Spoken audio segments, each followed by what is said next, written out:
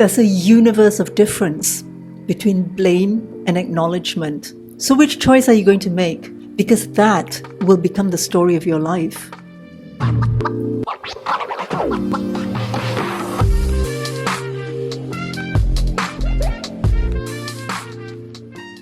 Now, most of us spend far too long listening to other people who say, oh, don't blame them. They don't know what they're doing. Forgive them. They did the best they could. No, they did not do the best they could. Okay? When people care for you, when they love you, doing their best means in your interest, for the sake of the relationship, whether it's your family or your spouse or friends. What narcissists and abusers do is they do their best at throwing their rubbish at you, at projecting their guilt and their shame and taking it out on you, taking their anger out on you. It doesn't matter what it is. That maybe their coffee got cold and they would take it out on you. They do their best to project onto you so that they find relief. But most of us are conditioned to be, the bigger person, the nice person. And we listen to these people who keep on saying, oh, don't blame them. This is what hinders our progress. When we refuse to acknowledge what happened. So, I want to talk about blame versus acknowledgement. The actions are very similar, but the intention behind them is a universe of difference. It's a difference between staying asleep, staying unhealed, and awakening to everything on the road to your personal growth and enlightenment. You see? So acknowledge what they've done to you without blame. You see, blame is not progressive. Blame doesn't do you any good. Blame keeps you in victim mode. Whereas acknowledgement is empowering. I spent far too long listening to these people, telling me, don't blame, forgive them. But it's all sweeping under the rug. And if it's not sweeping under the rug, it's like spiritual bypass, where you go straight to forgiving people without even dealing with the facts, without even dealing with what happened and how you felt about it. All those feelings are just swept under the rug. But you know what? This journey is supposed to be a slow one. Because what I found is that in slowness, that's where we are fully present. That's where we're in the now. Now, I'm not repeating the words of Eckhart Tolle blindly, because when I first watched Eckhart Tolle many years ago, I didn't even know what he was talking about. I didn't believe him, but now I do, because I've been through it. And what I found was that we don't try to arrive at the now.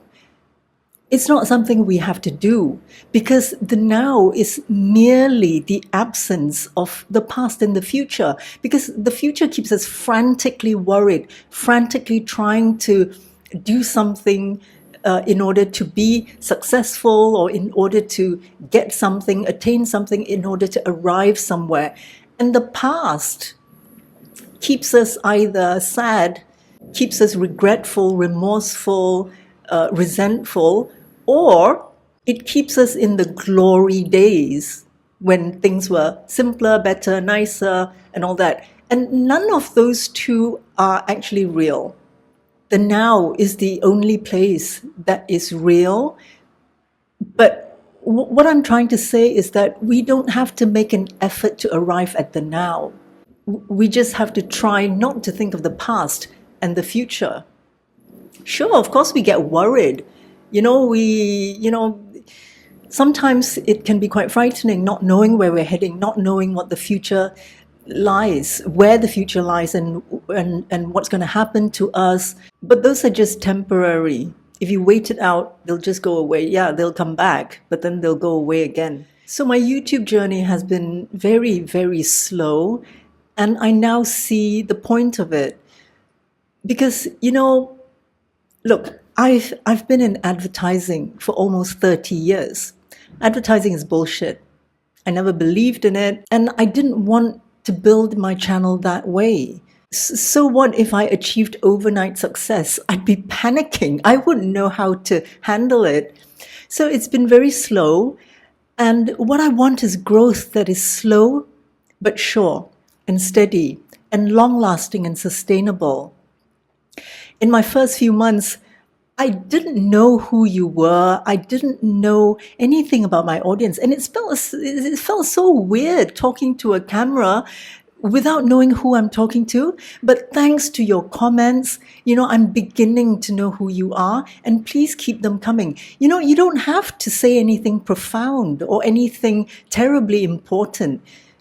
Just let me know how you feel, because this channel is not just mine.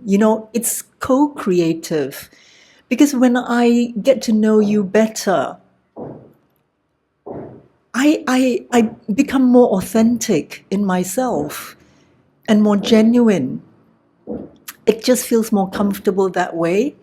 So when you make a comment, whatever it is co-creation, because it then gives me ideas on what to do next that might be helpful for you. Thank you so much for subscribing. Thank you for your comments. They really help me on this journey. So if you find my channel helpful, I'm really glad. I'm really happy to be of support. And do subscribe to this community. It's becoming a community, And for me, it's a very nice thing to be a part of, because when we're on this journey, it's a long-ass journey, and it's very, I wouldn't say lonely. The other day, it dawned on me that in the past, I have felt alone and lonely my whole life when I had a lot of people around me. And in the last few years, when I was living like a hermit with no one for miles and miles, and all my friends seemed to, my so-called friends, acquaintances, just dropped off from my orbit, or I cut them off, or, we just didn't have anything in common anymore. And I used to take it personally. Like, I used to wonder, what did I do to offend you? Why are my friends dropping off? But now I know why. Because not many will go on this journey. Not many understand it.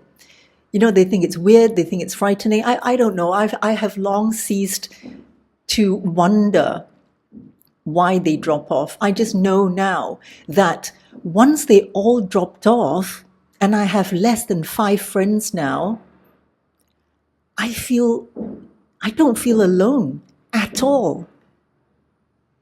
To be honest, even if I didn't have a single friend, I wouldn't feel lonely. And this is the first time in my life that I don't feel lonely. But the irony is that I'm beginning to have, to know more people who are on the same path as I am, this path that we share. So I'm very happy with how this channel is progressing. Now I want to go back to talking about this huge world of difference between blame and acknowledgement. I really believe that we have to acknowledge everything that happened to us, the good and the bad and the ugly and the weird. Blame is looking at it from a victim point of view, like how could you do this to me? Why are you so horrible? Why are you so evil? I'm your daughter, I'm your son, I'm your spouse, I'm your friend. Whatever it is that this person or these people did to you was not in your best interest. They did not do the best they could. Because if they really cared for you, if they really loved you, what doing the best they could would mean caring about the relationship that you shared. Instead of dismissing your feelings, instead of giving you the silent treatment, instead of projecting all their bad traits onto you, that's not doing their best for you or for the relationship. That's doing the best for themselves. And as to, they don't know what they're doing, they don't know any better. No, they do know better. Because if they didn't know any better, every time you told them how you felt, they would have an aha moment, wouldn't they? The proper response when someone cares for you is, I didn't know that I was hurting you, but now that you're telling me how you feel, let's talk about it. I really want to mend this relationship because I care for you, because I love you. That is the proper response. The proper response is not skirting around the issue, laughing it off, making excuses for themselves. When they do that, not once or twice, not 3 times, but when they do that repeatedly, you can be sure, 100% sure, that they know what they're doing and they never did their best for you. They only did their best for themselves. Don't blame them for that. Shift your perspective to acknowledgement. You acknowledge all that. Now, the difference is that blame is going on and on continually, wondering why they did it. How can they be so cold-hearted? I'm hard done by. That's blame.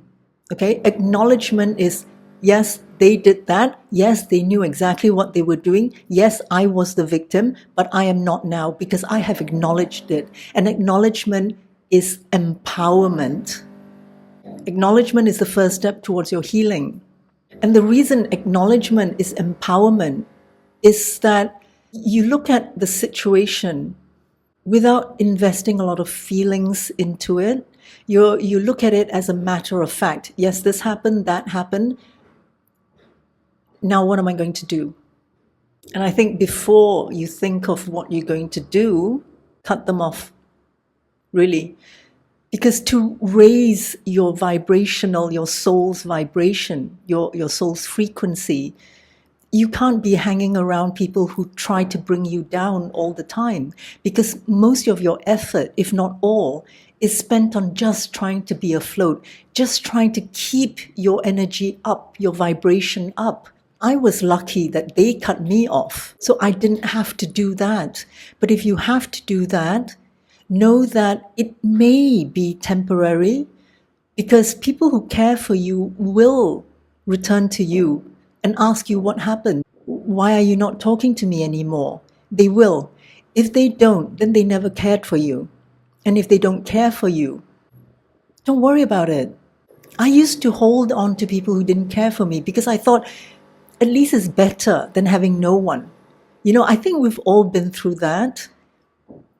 But it's not true. The complete opposite is true. It is better to have no one than to have people who don't care for you, because they pull you down. When there's no one to pull you down, that is when you can finally get onto ground level and rise. So the first thing you do is cut them off, and you'd be surprised how your life will start to improve. So for now, that's all you need to do, okay? Let the universe, God, your guardian angels do their thing to support you. Because what they're thinking is, thank God you cut them off. Thank God you got rid of all those people. Now we can do our job. Now we can support you. We can help you now. You see, what I found is that they really don't help those that don't help themselves, right? So helping yourself is just making that first move. I hope you found this useful. Do let me know how it goes. Do let me know your feelings on this matter. Just share your thoughts, okay? You have a great week ahead, and I'll see you soon.